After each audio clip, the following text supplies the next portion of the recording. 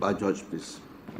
Honorable Speaker, sir, pertaining to the commercial vehicle operators, we have seen that there has been an increase in the fares, even though the government has not come out with any revised fare prices.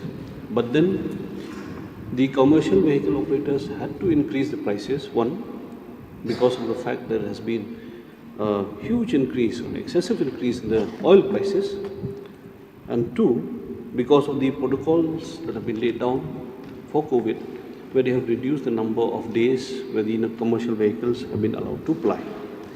Considering these factors, the revenue that they have to get, or maybe the kind of earnings that they have to get, has been reduced drastically. But then the vehicles have to meet the taxes, as has been stated by the Honourable Minister. And in such scenarios, sir, people are suffering because of the high fares. And at the same time, the commercial vehicle operators also, many of them, they have got their vehicles compounded because they couldn't meet the expenses of the loan.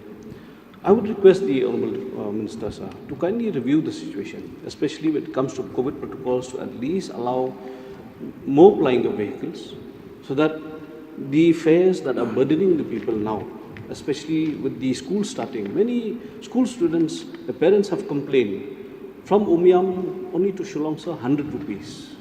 100 rupees. So if two kids come from the same families, you can imagine the burden, sir, on poor families. So all this is affecting, sir, and it is affecting the students, the parents, even the commercial vehicle operators. We request the government, sir, to kindly review the entire situation, sir. Yes, Mr. Speaker, sir. We'll review the situation.